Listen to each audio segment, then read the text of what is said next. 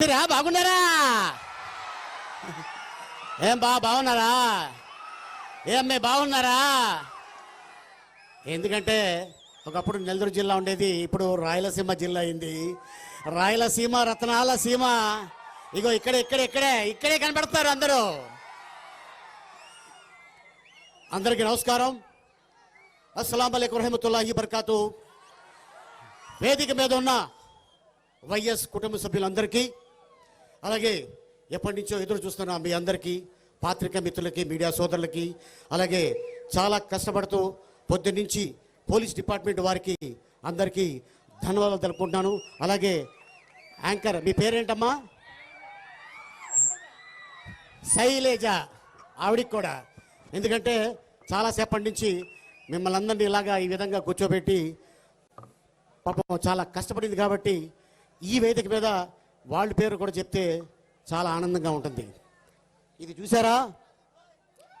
ఇది ఒక చేనేత సోదరుడు వెంకటగిరిలో నా మెడలో వేసాడు. కానీ ఏ క్యాస్ట్ అయినా, ఏ మతమైనా కూడా వచ్చేది ఇదే, ఇది రాదు. అయితే దీనికి నాకు చాలా అనుబంధం ఉంది. ఏంటంటే దీన్ని చేనితే గుడ్డ అవుతుంది. ఆ గుడ్డని కట్ చేసి షర్ట్ కానీ ప్యాంటు కానీ కుడితే అది మన ఒంటికి డ్రెస్ అవుతుంది. ఎందుకు చెప్పానంటే మా నాన్న టైలర్ కాబట్టి ఇది లేకపోతే ఆ టైలర్ లేడు. కానీ దీన్ని ఇంత కష్టపడి ఈ జిల్లాలో చైనీస్ సోదరులు తయారు చేస్తున్నారంటే దీని వెనకాల ఎంత కష్టం ఉన్నది నాకు తెలుసు. కాబట్టి వాళ్ళని నేను అప్రిషియేట్ చేస్తున్నాను. అన్నా, నువ్వు చెప్పినట్టు ఇది నా మెడలో నుంచి ఈ ప్రోగ్రాం అయ్యేదాకా దీన్ని తీను. Thank you so much. And అలాగే కులం చూడం, మతం చూడం, ప్రాంతం చూడం, ప్రేమని చూస్తాం, మీ మొహంలో సంతోషాన్ని చూస్తాం. అన్న ఏకైక నాయకుడు ఉన్నాడు అంటే దట్ ఈజ్ జగన్మోహన్ రెడ్డి. ఒకప్పుడు ఇలాగే పాదయాత్ర చేస్తూ వైఎస్ రాజశేఖర రెడ్డి గారు ప్రతి వాణ్ణి హత్తుకొని నీ వెంట నేనున్నాను అని చెప్పారు.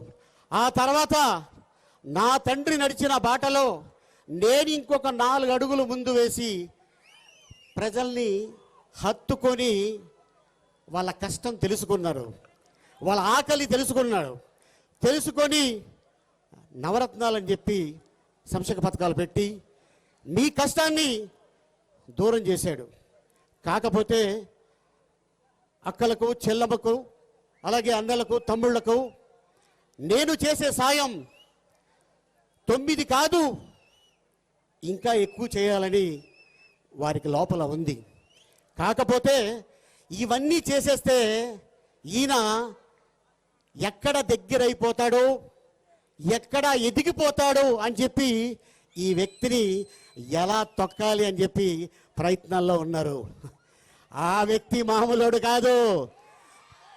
16 నెలలు లోపల ఉన్నా కూడా ముఖంలో చిరునవ్వే తప్ప ఎక్కడ బాధపడటం కానీ, ఫ్యామిలీ లేదు అని చిరాకు పట్టం కానీ, ఎస్ ఇది నేను ఇక్కడ పెట్టుకున్న నా ప్రజలు నన్ను నెత్తి మీద పెట్టుకుంటారని చెప్పి పాదయాత్ర చేసి దాదాపు 3 సంవత్సరాలు పాదయాత్ర చేసిన తర్వాత, ఆ తర్వాత 19లో ఎలక్షన్ రాగానే 151 సీట్లు మీరు ఇచ్చారు అంటే ఇది వైఎస్ రాజశేఖర రెడ్డి గారి మీద ఉన్న ప్రేమ, జగన్మోహన్ రెడ్డి గారి మీద ఉన్న నమ్మకంతో మీరందరూ ఇచ్చారు.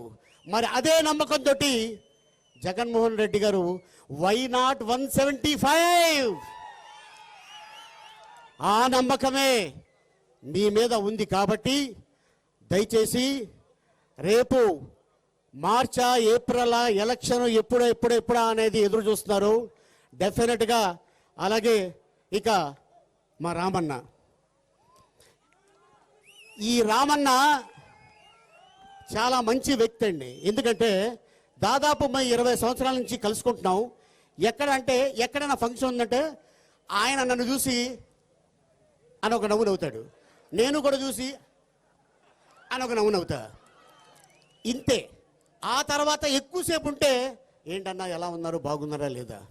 అలాగే మరి వారి తండ్రి గారు మరి 2 రాష్ట్రాలు కలిసి ఉన్న రోజుల్లో మరి ఆయన ముఖ్యమంత్రిగా చేశారు. ఏ రోజు కూడా ఎవరు వచ్చినా కూడా మనిషిని పిలిచి హత్తుకొని నీ పని జరుగుతుంది పో అని చెప్పే వ్యక్తే తప్ప ఆయన ఎప్పుడు కూడా ఏది ఆశించలేదు. మరి ఆ తండ్రికి ఉన్న అద్భుతమైన గుణాలు మరి మా రామన్నకు కూడా వచ్చున్నాయి, అదే గుణాలు. ఆయన ఎప్పుడు కూడా నేనేమో మాజీ ముఖ్యమంత్రి కొడుకుని నాకేంటి అని ఎప్పుడు కూడా ఆయన ముఖంలో నేను చూడలేదు, అది చూడను కూడా, అది కనిపించదు కూడా, అది రాదు కూడా. ఎందుకంటే ఆయన చిన్నప్పటి నుంచి నా తండ్రి నన్ను చదివిస్తున్నాడు కాబట్టి నేను ఎదగాలి, ముందుకి రావాలి అని చెప్పి మొట్టమొదటిసారి ఇప్పుడు మీ ముందుకు వచ్చాడు. మీ రాపూర్ వచ్చాడు ఆయన.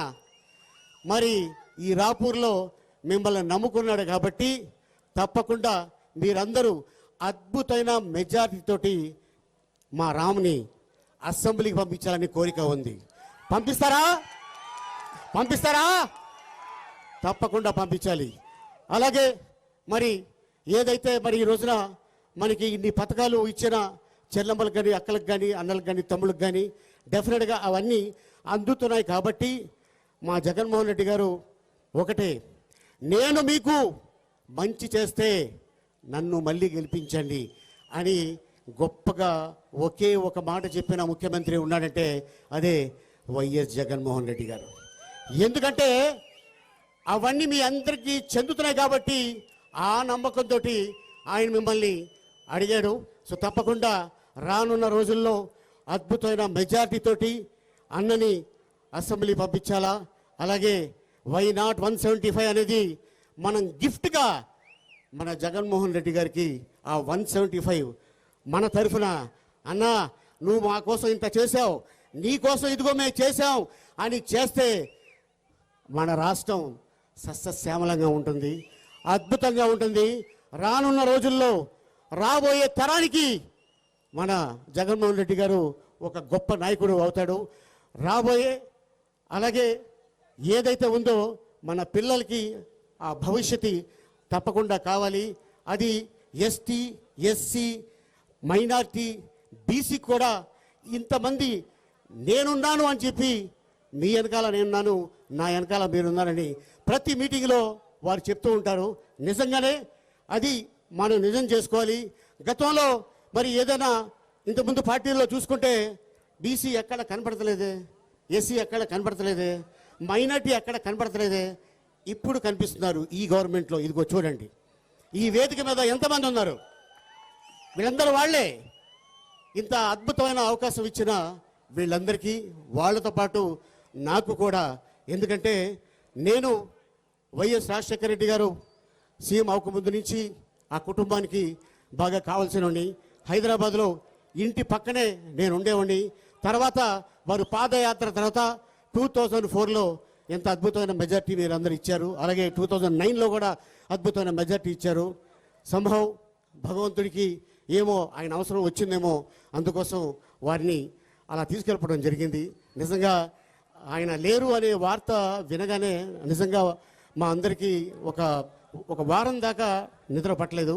సో అట్లాంటి మహానాయకుడు కుమారుడు అయిన వైఎస్ జగన్మోహన్ రెడ్డి గారికి రాబోయే రోజుల్లో మీరు అద్భుతమైన మెజార్టీ ఇస్తారని ఆ నమ్మకంతో రాపూరు రావాలి అని మా రామన్న చెప్తే, అన్నా నేను మాట ఇస్తున్నా, తప్పకుండా వస్తా అని చెప్పా.